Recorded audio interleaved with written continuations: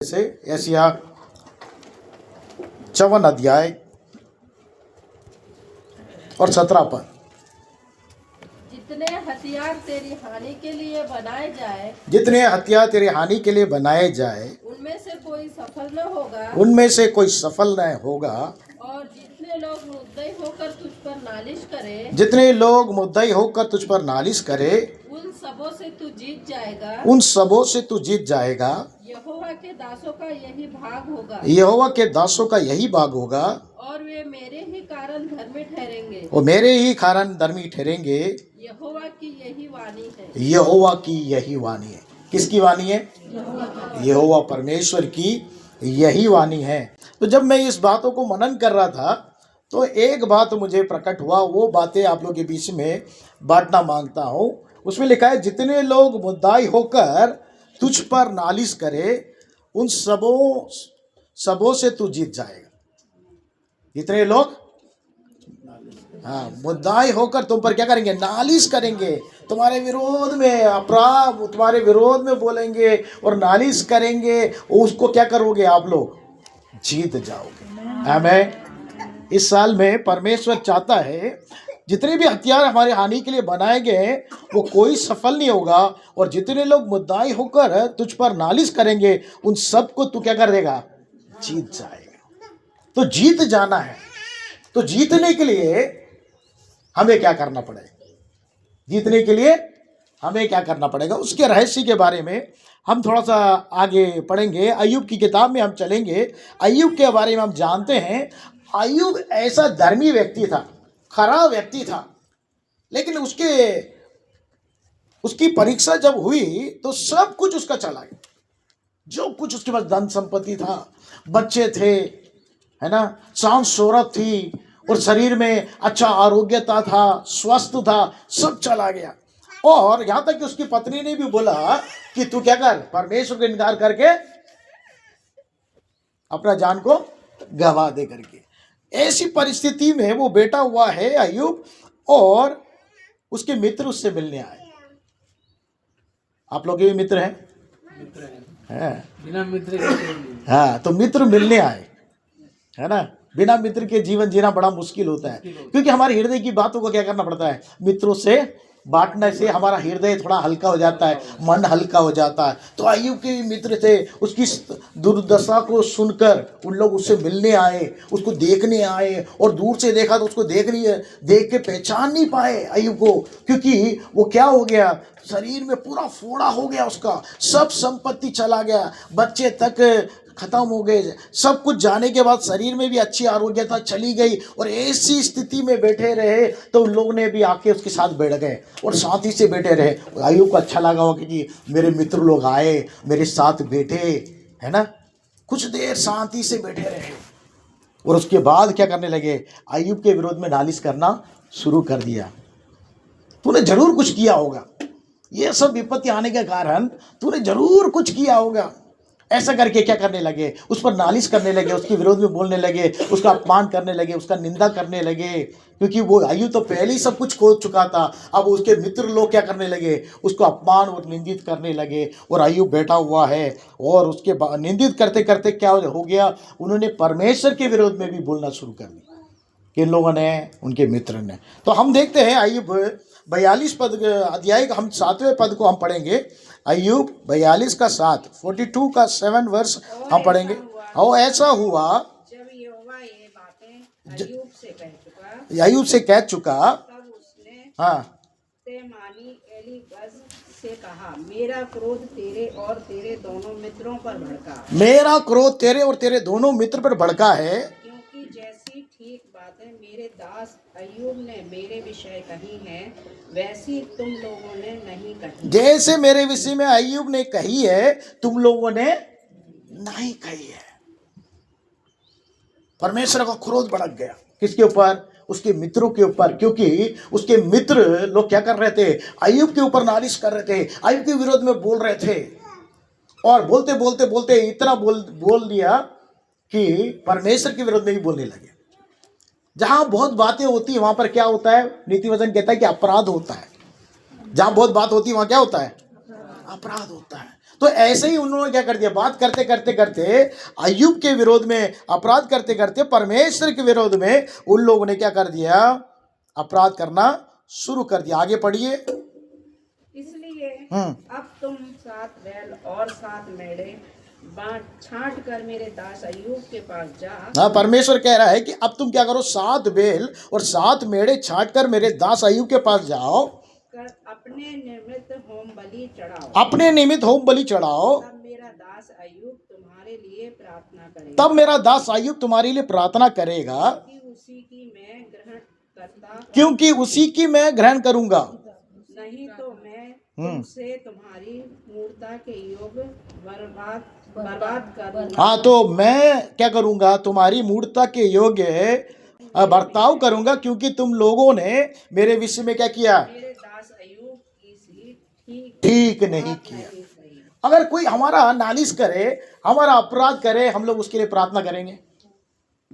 आप लोग बोलिए, करेंगे तो भी क्या करेंगे? उसकी आंख फूट जाए, उसका पैर टूट जाए, वो जीवित ना बचे, वो मर जाए, ऐसे ही प्रार्थना करेंगे, है ना कि नहीं? या तो प्रार्थना ही नहीं करेंगे, है ना? आप लोग बड़े शांत हैं। जब अज्ञानता में थे प्रभु को नहीं जाना, जब ऐसा कुछ करते थे, आमीन। अब नहीं करते, वेरी गुड।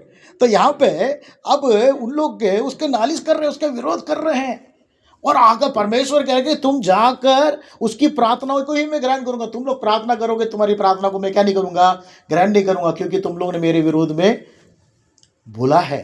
अय्यूब बिल्कुल ठीक बोला है, तो उसकी प्रार्थना को मैं ग्रहण करूंगा। तो उससे जाके विनती करो कि मेरे लिए प्रार्थना करे। और अय्यूब ने क्या किया, प्रार्थना किया। किसके लिए? मित्रों के लिए। और 10वें पद में हम आगे जब पढ़ते जाते हैं मेरे प्रियो, वहां पर लिखा है, 10वें पद में लिखा है कि अय्यूब ने क्या किया, अपने मित्रों के लिए प्रार्थना किया। कितना अच्छा व्यक्ति है अय्यूब, धर्मी है, खराब व्यक्ति है, परमेश्वर उसे चाहता है, और परमेश्वर के बारे में ज्ञान रखने वाला अय्यूब सब कुछ खो दिया, लेकिन परमेश्वर के विरोध में कभी कोई गलत बात नहीं, किसी के विरोध में कुछ नहीं बोला, सब कुछ खो दिया, यहां तक कि अपनी शरीर की आरोग्यता तक खो दी उसने, है ना?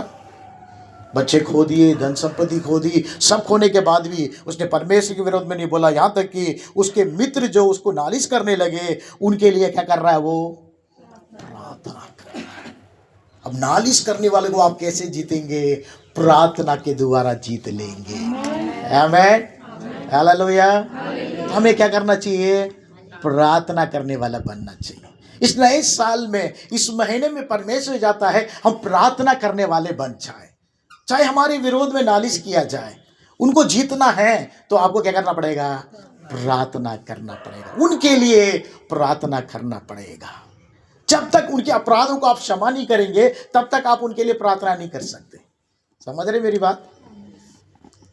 कोई आपके विरोध में कुछ बोल दिया, आपके विरोध में कुछ कर दिया है, उनके अपराध को अगर आप क्षमा नहीं करेंगे तो उनके लिए क्या कर सकते? प्रार्थना नहीं कर सकते। लेकिन जब वो उसके अपराध को क्षमा कर देते तो क्या करते? उसके लिए प्रार्थना करते। तो अय्यूब ने उनके सारे अपराधों को क्षमा कर दिया और उनके लिए वो प्रार्थना किया। और उसने क्या करा, आगे लिखा है, पढ़िए 10वां पद को हम पढ़ेंगे, अय्यूब 42 का 10 पढ़ेंगे। अपनी मित्रों के लिए हाँ, प्रार्थना की, उसका सारा दुख दूर किया, सारा दुख दूर कर दिया, और जितना अय्यूब का पहले था उसका दुगना यहोवा ने उसे दे दिया। जब हम नालिश करने वालों के लिए प्रार्थना करते हैं, हमारे विरोध में अपराध करने वालों के लिए प्रार्थना करते हैं, हमारे विरोध में गुनाह करने वालों के लिए प्रार्थना करते हैं, हम पर दोष लगाने वालों के लिए प्रार्थना करते हैं, तो परमेश्वर हमारा दुख भी दूर कर देता है। आमीन। ये रहस्य है मेरे प्रियो। क्यों हम अपराध करने वालों के लिए, नालिश करने वालों के लिए, हमारे विरोध बोलने वालों के लिए प्रार्थना करना है? क्योंकि प्रभु यीशु मसीह ने हमें सिखाया है, जो तुम्हारा अपराध करता है उसके लिए क्या करना है? प्रार्थना करना है। जो तुम्हारा नालिश लगे उसके लिए प्रार्थना करना है, तो आप जीत लोगे।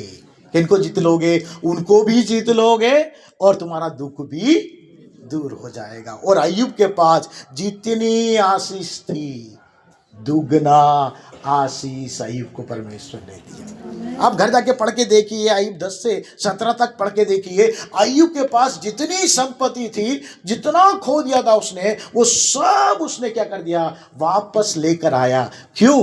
क्योंकि वो प्रार्थना किया। जिसने उसके विरोध में नालिश किया, जिसके विरोध में अपराध किया, जिसने उसकी निंदा की, है ना, उनके लिए उसने प्रार्थना किया परमेश्वर से, और परमेश्वर ने उसकी प्रार्थना को सुना और उसके दुखों को दूर किया।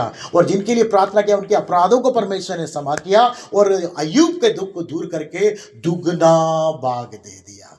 आमीन, हालेलुया, हालेलुया। इसलिए परमेश्वर कहता है, जितने लोग मुद्दाए होकर तुझ पर नालिश करे, उन सबको तू क्या करेगा, जीतेगा। कैसे जीतेगा? प्रार्थना के द्वारा। आमीन। तो इस साल क्या करना पड़ेगा?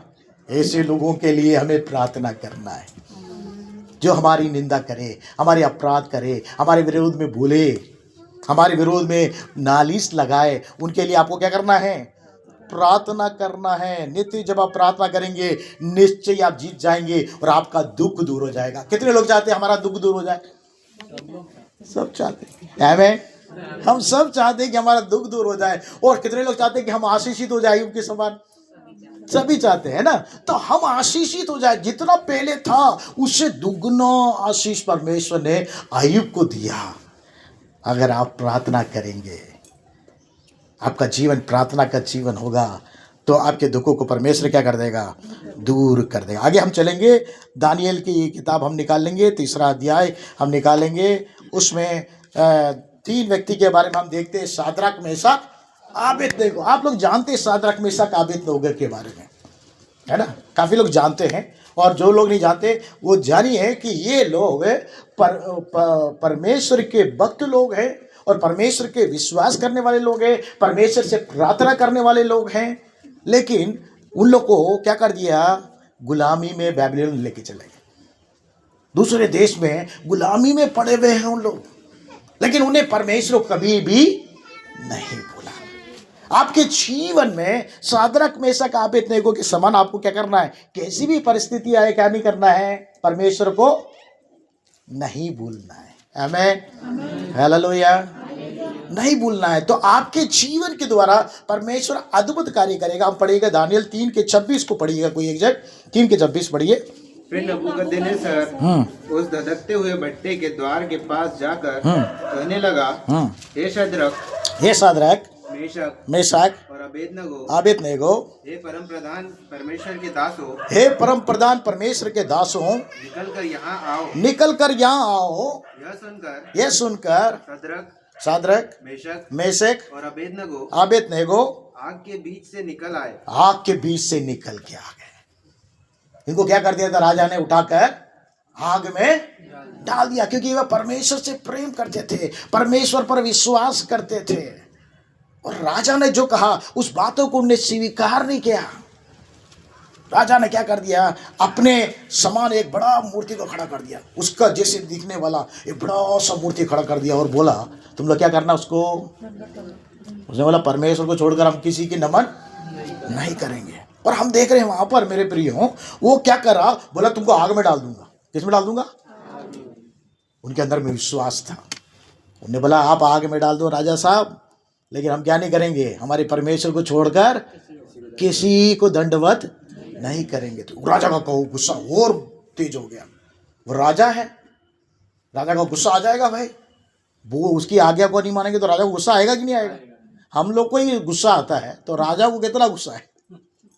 बोलता 7 गुना बढ़ा दो इसके आग को, 7 गुना बढ़ा दो। इतना आग बढ़ा दिया, और जितने लोग उसको, उन लोगों को बांध कर उठा के लेके जाके फेंके, उन लोग सब मर गए आग से।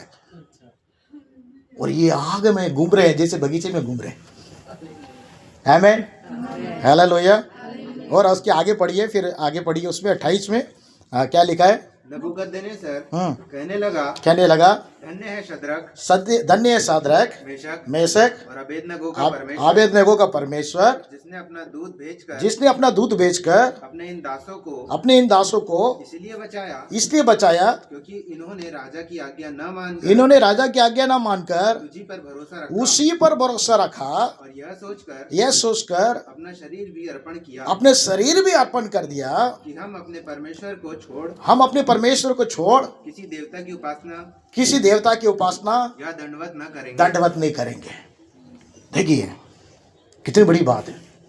राजा कह रहा है और कोई नहीं कह रहा है कि भाई धन्य हो तुम लोग कि तुम्हारा परमेश्वर ने दूध बेचकर तुमको क्या कर दिया, बचा लिया है ना। इन लोगों ने क्या कर दिया, चुनाव विश्वास करते थे, हम अपने शरीर को भी क्या कर दिया उन लोगों ने आग के लिए अर्पण कर दिया।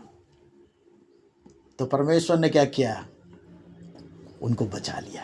आमीन। इस साल में कैसी भी परिस्थिति आ जाए, कैसी भी विपरीत परिस्थिति आपके जीवन में आ जाए, आप विश्वास में बने रहेंगे तो परमेश्वर सादरक मेशक आबेदनगो को बचाने वाला परमेश्वर आपको बचा लेगा। आमीन। परिस्थिति विपरीत हो सकती है, जैसे सादरक मेशक के साथ था, हो सकता है ऐसी परिस्थिति हमारे साथ ना हो, कुछ और परिस्थिति हो, उसमें से भी परमेश्वर क्या करेगा, हमें बचा लेगा। लेकिन आप जो राजा ने उसके विरोध में नालिश किया, उसके विरोध में कार्य किया, उससे परमेश्वर ने क्या कर दिया, बचा लिया। आमीन। जिसने मुद्दाई होकर नालिश किया, उससे उन लोगों ने राजा को जीत लिया। कैसे, विश्वास के द्वारा। आमीन। हमारा विश्वास बड़ा काम करता है। आमीन। और विश्वास कैसे आता है मालूम आपको, परमेश्वर के वचन के सुनने से विश्वास आता है। आमीन। जब परमेश्वर के वचन सुनते हैं तो हमारे अंदर में क्या आता है, विश्वास आता है। मैं पत्रिका लिख रहा था इस बार, तो परमेश्वर उन बातों को मेरे मनों में डाला कि वचन जो हम पढ़ते हैं ना, मन में पढ़ते हैं वचन। कैसे पढ़ते हैं, अकेले जब बाइबल उठा के पढ़ते हैं ना, तो कैसे पढ़ते हैं आप लोग, मन में। लेकिन हमारा कहानी नहीं सुनाई देता। प्रभु कहता है सुनना मसीह के वचन से होता है, अतः विश्वास कैसे आएगा, सुनने से। रोमियो 10:17 में लिखा है, अतः सुनने से विश्वास आएगा। और सुनना किसके वचन से होना चाहिए, मसीह के वचन से। तो हमारे कान सुनने लायक कम से कम हम लोग को पढ़ना चाहिए। आमीन, हालेलुया। अभी हम वचन सुन रहे थे, हमारे अंदर में क्या आ रहा है, विश्वास। अभी प्रभु के वचन में से हम सुन रहे थे, हमारे अंदर विश्वास आता है। वैसे ही जब आप रोज पढ़ते हैं वचन, भले आप 1 अध्याय पढ़े, 5 अध्याय पढ़े, 10 अध्याय पढ़े, कम से कम आप आपके कान सुनने लायक वचन को पढ़े, तो क्या आएगा आपके अंदर में, विश्वास। क्योंकि विश्वास के द्वारा ही आप जीत सकते हैं। विश्वास के द्वारा ही आप जीत सकते हैं, जीवन में जय प्राप्त कर सकते हैं, क्योंकि आपके विश्वास के विरोध में कार्य हो रहा है। आमीन, हालेलुया। शैतान क्या चुराने आता है, आपका धन संपत्ति चुराने आता है। क्या चुराने आता है, इस साल में इनका विश्वास कैसे भी मैं क्या करूंगा, चुरा लूंगा, है ना। यूहन्ना 10:10 में लिखा है, चोर चोरी करने के लिए, घात करने के लिए, नष्ट करने के लिए आता है ना। आपके घर में बहुमूल्य वस्तु है तो उसको चुराने के लिए चोर आता है। आपके पास बहुमूल्य वस्तु क्या है जीवन में, विश्वास। उस विश्वास से आपने यीशु मसीह को विश्वास किया। आमीन। उस विश्वास से अंगीकार करके आपने यीशु मसीह को विश्वास किया। वो बहुमूल्य है विश्वास आपका। उस विश्वास को चोरी करने के लिए शैतान आता है, उस विश्वास को नाश करने के लिए आता है, उस विश्वास को घात करने के लिए आता है। उस विश्वास में हमें बने रहने के लिए हमें क्या करना है, परमेश्वर के वचन को सुनना है। आमीन। मसीह के वचन को सुनना है। कैसे सुनेंगे, सप्ताह में हम सुन रहे हैं, टीवी में सुन रहे हैं, है ना, मोबाइल से भी सुन रहे हैं। कभी कभी हम जब सुनने को नहीं मिल रहा है तो हम बाइबल जब पढ़ते, कम से कम कान सुनने लायक पढ़िए। कैसे पढ़िए, प्रभु मुझे बताए, कान कम से कम, तेरा कान तो सुने। जो तू पढ़ता है, मन में पढ़ते जा रहा है, कान तो सुने, तेरा कान तो कम से कम सुने। तेरे अंदर में क्या आएगा, विश्वास आएगा। आमीन, हालेलुया। तो हम विश्वास में बने रहेंगे तो बड़े कार्य कर सकते हैं। यीशु मसीह कहा कि विश्वास करने वालों के लिए सब कुछ संभव है।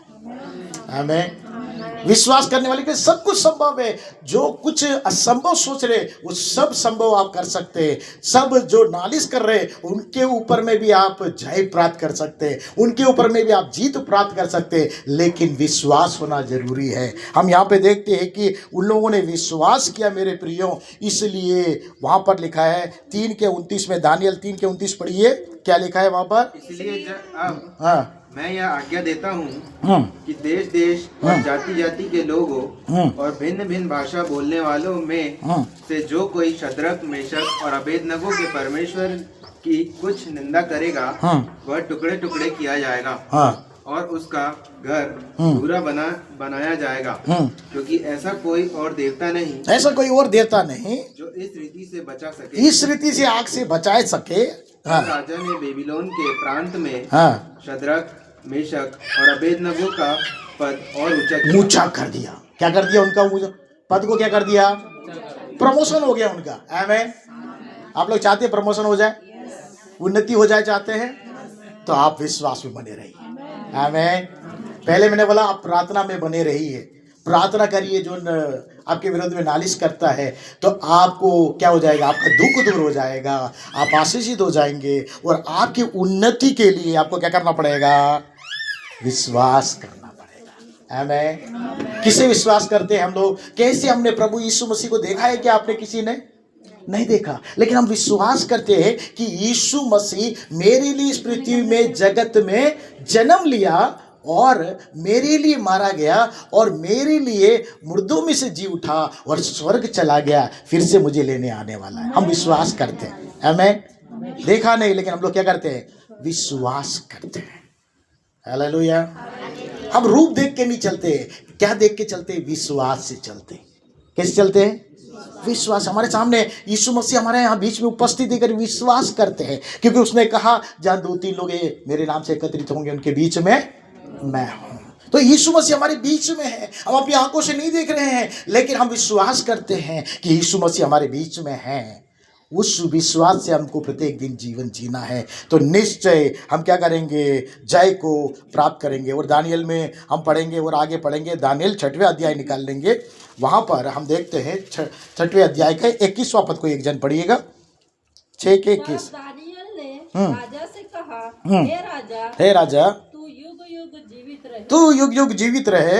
मेरे परमेश्वर ने अपना दूध भेजकर, मेरे परमेश्वर ने अपना दूध भेजकर सिंहों के मुंह को ऐसा बंद कर रखा, ऐसा बंद कर दिया कि उन्होंने मेरी कुछ भी हानि नहीं की। हानि नहीं कही। इसका कारण यह है कि मैं उसके सामने निर्दोष पाया गया। मैं परमेश्वर के सामने निर्दोष पाया गया। और हे राजा, तेरे सम्मुख भी मैंने कोई भूल नहीं करी। दानियल जो भी काम करता था परमेश्वर से आशीषित करता था। राजा सोचता था कि उसके जो 3 मंत्री हैं उससे भी ऊंचा पद दानियल को कर दूंगा, तो उन लोग क्या करे? उसके विरोध में क्या करे? नालिश करने लगे राजा के पास जाकर। और एक सा उन लोगों ने क्या कर दिया? 30 दिन तक राजा को छोड़कर किसी की भी दंडवत नहीं करना, प्रार्थना नहीं करना करके बोला गया। और दानियल क्या किया? अपने घर में गया और रीति के अनुसार 3 समय दरवाजा खोल के, खिड़की खोल कर क्या कर रहा है? वो प्रार्थना कर रहा है। तो तुरंत उसने नालिश करने वालों ने क्या बोला? दानियल के विरोध में जाके राजा के बारे में जाके नालिश करी। बोला, अरे राजा, आपने बोला था कि दानियल क्या नहीं, कोई प्रार्थना नहीं करे। और दानियल ने क्या किया? आपको छोड़कर परमेश्वर से प्रार्थना किया। तो उठाकर क्या कर दिया? उसको सिंह में डाल दिया। और राजा कितना बचाने की कोशिश किया, लेकिन बचा नहीं पाया, क्योंकि राजा एक बार आज्ञा दे देता है, उसमें सील लगा देता तो हो जाता है वैसा ही। और ऐसा ही हो गया मेरे प्रिय। फिर वहाँ पर हम देखते हैं दानियल ने क्या किया। वहाँ पर डालने के बाद भी राजा दौड़ कर जाके देख रहा है, क्योंकि राजा जानता था इन लोगों ने इसके बारे में चुगली कर कर मुझको उकसाया और कहाँ डाल दिया? नालिश करके सिंह के मुँह में डाल दिया। तो वहाँ जाकर वो बोल रहा है, तो उसने बोला कि राजा, मैं परमेश्वर के सामने क्या पाया गया? निर्दोष पाया गया। हमें है ना, हम नालिश करने वालों को जीतना है तो प्रभु के सामने हम निर्दोष पाए जाना है। हमें ब्लेमलेस होना है, निर्दोष होना है। और कह रहा है कि राजा, तेरे सम्मुख में भी हमने क्या क्या नहीं किया? कोई भूल नहीं किया।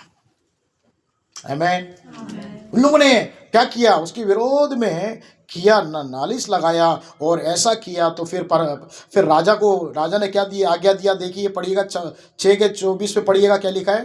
तब राजा ने आज्ञा दी कि जिन पुरुषों ने दानियल की चुगली खाई थी, दानियल की चुगली खाई थी, वे अपने अपने बाल बच्चों और स्त्रियों समेत लाकर सिंहों के गड्ढे में डाल दिया जाए।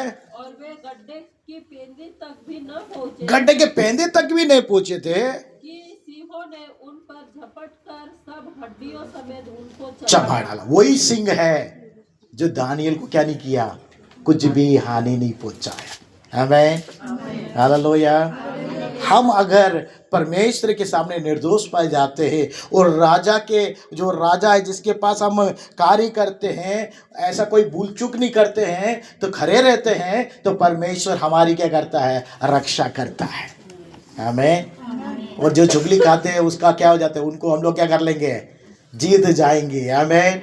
दानियल का सिर ऊंचा हो गया, क्यों हुआ, क्योंकि वो निर्दोष था। तो इस साल भर परमेश्वर के सामने हम बराबर ब्लेमलेस रहना है। हम अगर एक प्रतिज्ञा कर रहे हैं कि हम रोज बाइबल पढ़ेंगे, प्रार्थना करेंगे, विश्वास करेंगे, तो उसमें बने रहेंगे, परमेश्वर देख रहा है। परमेश्वर की आंखें हमेशा क्या करती रहती है, भले और बुरी को देखती रहती है। आप देख रहे या ना देख रहे, लेकिन परमेश्वर आपको देखता रहता है ना। चर्च तो आते हैं लोग, क्या कर रहे हैं, है ना। 24 घंटे कोई देखे या ना देखे, परमेश्वर देखता रहता। करीब 10 साल, मेरे को लग रहा है 10-15 साल पहले, ये जो एक कैमरा, वेब कैमरा जो आया था ना, तब इंट्रोड्यूस हुआ था। तो एमपी नगर में स्टेट बैंक एक हुआ करता था। तो वहाँ पे जाके हमारे जो सेवक लोगों के लिए हम मदद डालने के लिए गए, तो वहाँ खड़ा हुआ तो मेरा चेहरा दिखने लगा। अरे मैंने देखने लगा, अरे बोले सिक्योरिटी से पूछा, अरे यार मेरा चेहरा दिख रहा है इसमें। अरे आपका चेहरा मात्र नहीं, यहाँ पे जितने लोग जा रहे हैं, आ रहे हैं, सब कुछ क्या हो रहा है, सब कैमरा में पकड़ के मैनेजर के कंप्यूटर में सब दिखता है। तो मैं वहाँ खड़े होकर, लाइन में खड़े होकर सोच रहा था, मनुष्य को परमेश्वर ने इतना बुद्धि दिया कि एक जगह बैठकर मैनेजर क्या कर रहा है, कैमरा लगा के कौन आ रहा है, जा रहा है, क्या हो रहा है, सब देख रहा है। चोरी हो रहा है, चपाटी हो रहा है, क्या हो रहा है, लड़ाई हो रहा है, सब देख रहा है। वो बराबर लोग काम कर रहे हैं कि नहीं देख रहा है। तो हमारा परमेश्वर जो सर्वज्ञानी है, आमीन, वो एक स्थान से सबको देख सकता है। आमीन। मुझको भी देख सकता है, आपको भी देख सकता है। आप क्या कर रहे हो, कहाँ जा रहे हो, किससे मिल रहे, किससे बातचीत कर रहे, कैसे जीवन जी रहे, सब उसके आंखों के सामने छुपा हुआ आमीन। दानियल को भी परमेश्वर देखता था, और उसको जो चुगली करते थे, जो नालिश करते थे, उनको भी परमेश्वर ने देखा। और राजा को परमेश्वर ने क्या कर दिया, वो तो प्रेम करता था दानियल से, उसको मालूम था कि वो परमेश्वर का दास है करके, इसलिए वो आके वो बोलता है कि क्या परमेश्वर ने तुझे बचाया जिसकी तू आराधना करता है। आमीन। अगर हाँ, वो निर्दोष था इसलिए बच गया। आमीन, हालेलुया। क्योंकि हमारे बाल को भी परमेश्वर ने क्या करके रखा है, आपने गिना है कभी, कितना उम्र हो गया, सबसे उम्र में ज़्यादा जो है उनसे पूछे, आपने कभी बाल गिना है अपना, लेकिन हमारे एक एक बाल को परमेश्वर ने क्या कर रखा है, उसके बिना अनुमति के क्या नहीं होता है, नीचे नहीं गिरता। आमीन, हालेलुया। तो परमेश्वर जो हमको देखता रहता है, सब गिन के रखा है। दाऊद कहता है, मेरे माँ के कोख में जब बनाया गया था, मेरे लिए एक किताब खोली गई, उस पे पूरे अंगों के बारे में लिखा हुआ है। आमीन। एक किताब है, आपका शरीर के बारे में लिखा हुआ है वहाँ पे, कि इसका 2 आंख रहेगा, 2 कान रहेगा, एक है ना, 2 पैर रहेगा, 2 हाथ रहेगा, शरीर के अंदर में क्या क्या अंग है, सब लिखा हुआ है। आमीन। आप विश्वास करते हैं? आपके बारे में लिख के रखा है परमेश्वर, और आप क्या क्या करते हो उसके लिए किताब है, स्मरण की किताब, उसमें लिख के रखता है, कहाँ जा रहा है, क्या बोल रही है, कहाँ बात कर रही है, किसकी चुगली खा रही है, किसका नालिश कर रही है, सब लिखा हुआ है। आमीन। जब प्रभु यीशु मसीह आएगा, क्या करने आएगा, अब बलि होने के लिए आएगा, क्या करने आएगा, न्याय करने आएगा, वो किताब खोली जाएगी। इसलिए मेरे प्रियो, हम निर्दोष जीवन जिए, ब्लेमलेस जीवन जिए परमेश्वर के सामने, दानियल के समान, तो निश्चय परमेश्वर जो चुगली खाते हैं उनसे हमें परमेश्वर बचा लेगा। जो हमारे विरोध में कार्य करते हैं उनसे परमेश्वर हमें बचा लेगा। आमीन, हालेलुया, हालेलुया। आगे और जल्दी से हम चलेंगे, समय बहुत कम है, तो आगे चलेंगे। प्रकाशित वाक्य में आ जाएंगे हम लोग। प्रकाशित वाक्य 12वां अध्याय 10वां पद और 11वां पद पढ़ेंगे। पढ़िएगा। फिर मैंने स्वर्ग से यह बड़ा शब्द आते हुए सुना। प्रकाशित वाक्य 12 का 10 और 11 पढ़ेंगे आप। पढ़िए पढ़िए।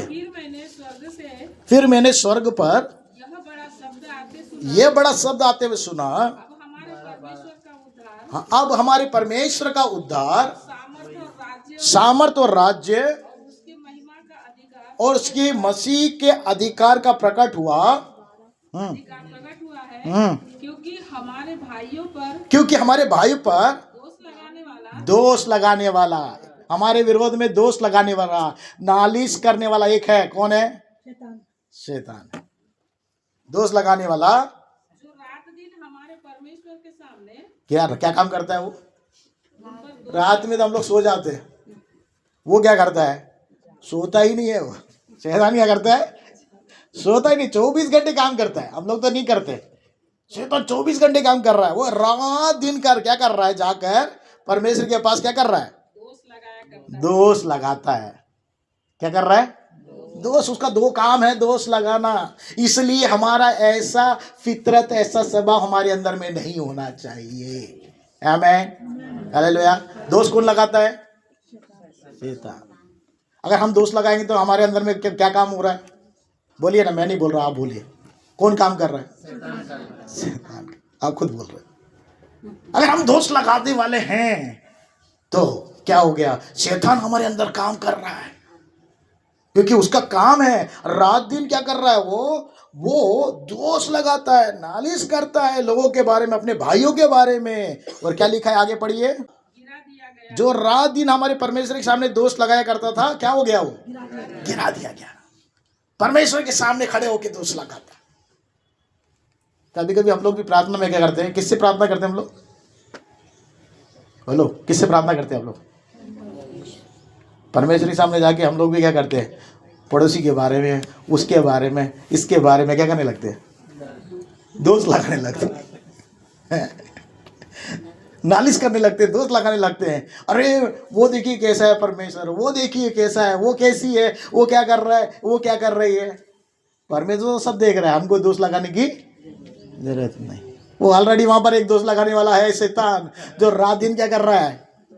दोष लगा रहा है। वहां पे लिखा है कि वो गिरा दिया गया है। परमेश्वर ने उसको क्या कर दिया? वहां से धक्का दे दिया, गिरा दिया। आगे पढ़िए। मेमने के लहू के कारण, मेमने के लहू के कारण, अपनी गवाही के वचन के कारण, गवाही के वचन के कारण उस पर जयवंत हुए, उस पे जयवंत हुए। और उन्होंने अपने प्राणों को, अपने प्राणों को प्रिय ना जाना, यहाँ तक कि मृत्यु भी सह ली, अपनी मृत्यु भी सह ली। उन लोगों ने कैसे जीता शैतान को? दोष लगाने के वाले के ऊपर मेमने के लहू से। आमीन। मेमना का लहू कौन है? यीशु मसीह है।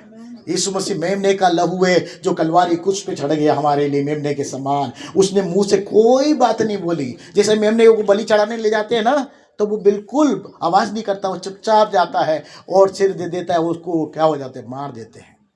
वैसे यीशु मसीह भी जब क्रूस पे चढ़ा, बोल सकता था, लेकिन क्या नहीं किया उसने? नहीं बोला। आपको मालूम है? पहला पतरस निकाल लीजिए। एक वचन मेरे को प्रकट हो रहा है, इसलिए मैं आपको पढ़वा रहा हूँ। पहला पतरस 2 अध्याय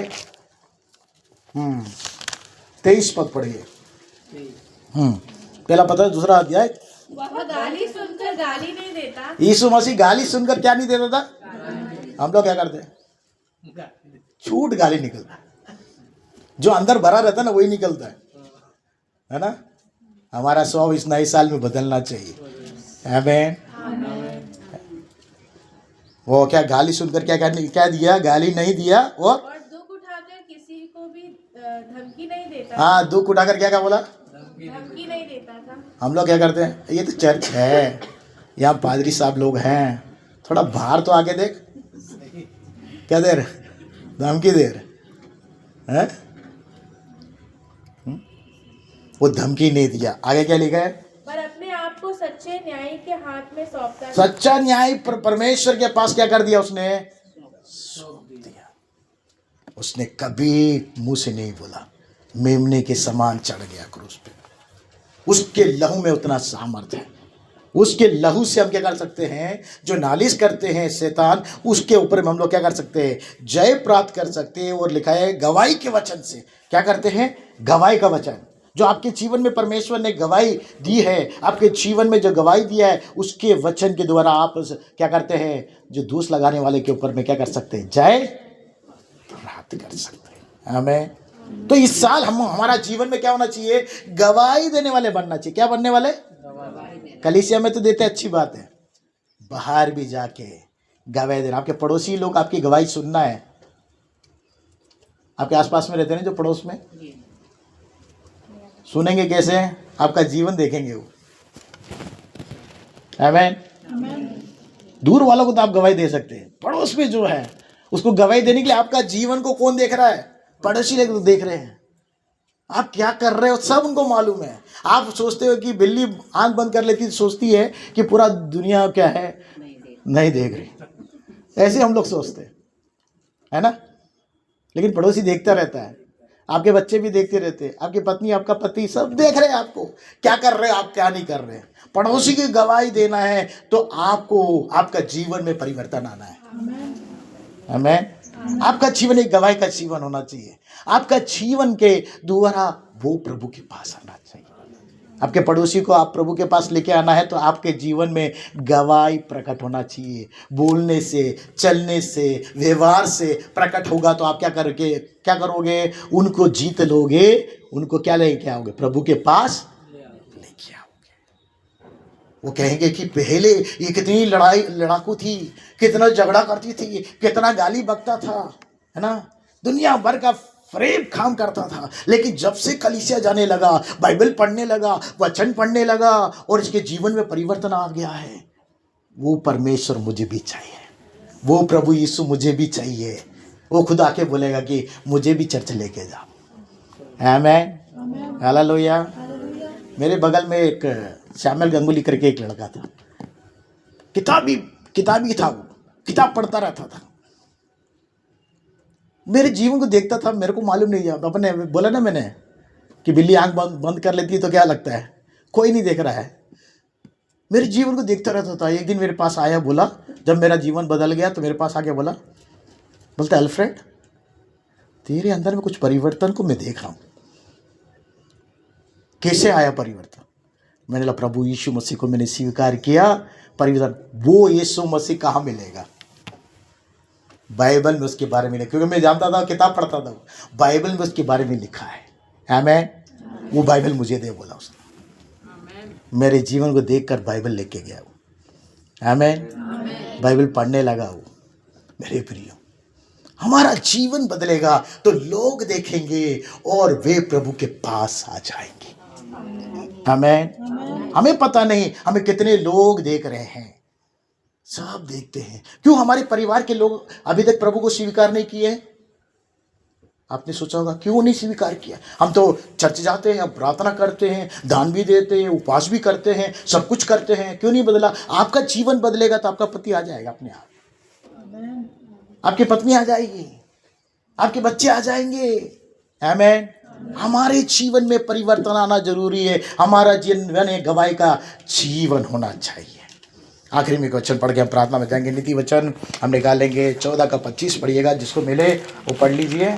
14 का 25 क्या लिखा है? नीति वचन 14 का 25। सच्चा साक्षी बहुतों के प्राण बचाता है। बहुतों के प्राण बचाता है। सच्चा साक्षी जो है आपके जीवन में, सच्ची गवाही जो है बहुतों के जीवन को क्या कर देगा? हेलो, क्या कर देगा? बचा देगा। आपके परिवार में जितने लोग का जीवन बदल जाएगा।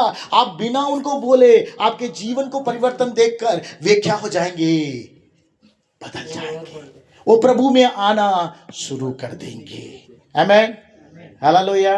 सच्चा साक्षी क्या करता है? बहुतों के प्राण बचाता है। और जो झूठी बात उड़ाया करता है उससे क्या होता है? धोखा ही होता है।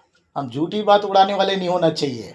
मुंह से कुछ बोल रहे हैं प्रभु के बारे में और अपने जीवन में है ही नहीं। हेलो, सुन रहे हैं आप लोग? मैं जो बोल रहा हूं मेरे जीवन में होना चाहिए, नहीं तो मैं क्या कर रहा हूं? झूठ, धोखा दे रहा हूं लोगों को, अपने आप को धोखा दे रहा हूं। जो मैं बोल रहा हूं उसमें पालन करना, प्रयास करना है। आमेन, हालेलुया। जब हमारा जीवन बदल जाएगा, हमारे परिवार के लोग आ जाएंगे। आप गौर करिए उस बातों को। अच्छी बात है, आप वचन पढ़ते हैं, बाइबल पढ़ते हैं, प्रार्थना करते हैं, विश्वास में हैं, निर्दोष जीवन जी रहे हैं, एक लेकिन आपके जीवन में एक गवाही का जीवन होना चाहिए। आमेन। तू उद्धार पाएगा तो तेरा घराना तो सही से हमारा उद्धार होना चाहिए। उद्धार का मतलब कि हमारे जीवन बदलना चाहिए, हमारी बोली, हमारी चाल। अरे पहले तो मुंह खोलती इसके मुंह से गाली निकलता था, अब इसके मुंह से गाली के शब्द नहीं, आशीष के शब्द निकलते हैं। लोगों को आशीष करता है, लोगों को प्रार्थना करता है, लोगों की भलाई करता है, अच्छी अच्छी बातें करता है। लोग बोलना चाहिए, हम नहीं। कौन बोलना है? लोग, हमें देखने वाले लोग।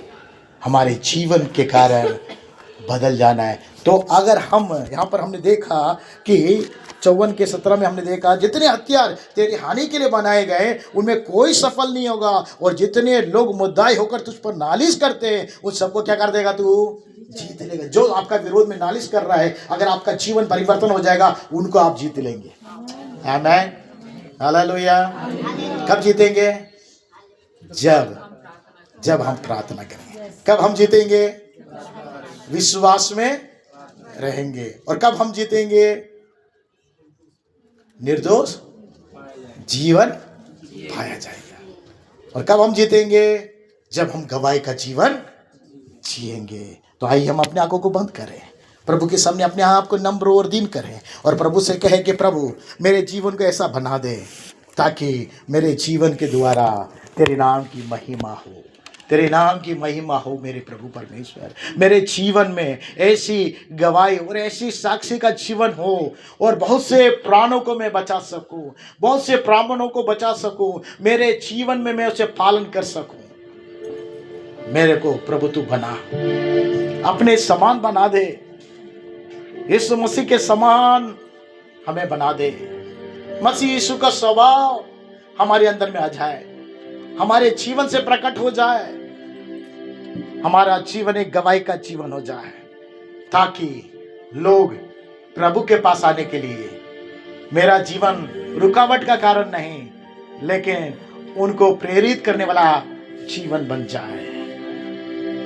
तो अपने जीवनों को प्रभु के हाथ में समर्पित करें, और प्रभु के सम्मुख में हम प्रार्थना करें। आइए हम अपने स्थानों में खड़े हो जाएं, और प्रभु से कहे, प्रभु मुझको बना, अपने समान बना दे, अपने स्वरूप में बना दे, अपने स्वभाव में बना दे, ताकि मेरे जीवन एक साक्षी का जीवन हो जाए, मेरा जीवन एक विश्वास से भरा हुआ जीवन हो जाए, मेरा जीवन प्रभु प्रार्थना का जीवन हो जाए, मेरा जीवन एक निर्दोष का जीवन हो जाए, दूसरों के लिए गवाही का जीवन हो जाए। मेमने के लहू ने मेरे पापों को, मेरे अपराधों को मात्र नहीं, मेरे जीवन को बदल दिया। पुरानी बातें सब बीत गई है, सब नया हो गया है। हम दूसरे के लिए जब प्रार्थना करते हैं तो मेरे प्रियो, हमारे दुख को परमेश्वर दूर कर देता है, हमें आशीषित कर देता है। जब हम विश्वास में खड़े रहते हैं, किसी भी संघर्ष से क्यों ना गुजर जाए, परमेश्वर हमें बचाता है। हम निर्दोष पाए जाते हैं और भलाई करने वाले रहते हैं, तो परमेश्वर सिंहों के मुंह को भी बांध देता है और हमें बचा देता है। प्रियो, प्रभु ने इसलिए अपने मेमने के लहू को हमारे लिए दिया है। समर्पित कर दे, प्रभु से कहे, मैं समर्पित करता हूं। अपने हृदय में हाथ रखकर प्रभु से कहे कि इस साल की शुरुआत के इस महीने में मैं अपने आप को समर्पित करता हूं। नालिश करने वालों को मैं जीतने के लिए मेरे जीवन को मैं समर्पित करता हूं, समर्पित करती हूं, ताकि प्रभु मेरे जीवन के द्वारा तू जैसे तू मुझसे चाहता है वैसे मुझे बना। मसीह यीशु के दिल डोल में, उसके स्वभाव में मैं प्रकट हो जाऊं। प्रभु यीशु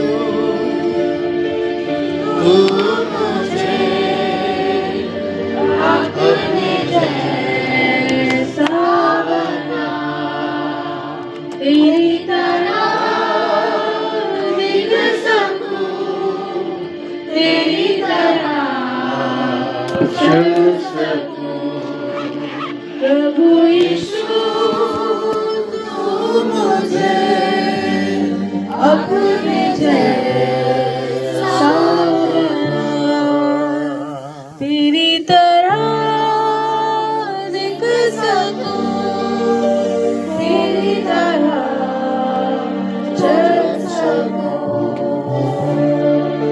तेरी आवाज़ सुनो, तेरे वचन पर चलूं, तेरी आवाज़ सुनो, तेरे वचन पर चलूं, छोटी भेड़ की तरह तेरे पीछे चलूं, छोटी भेड़ के समान तेरे पीछे चलूं, तेरी आवाज़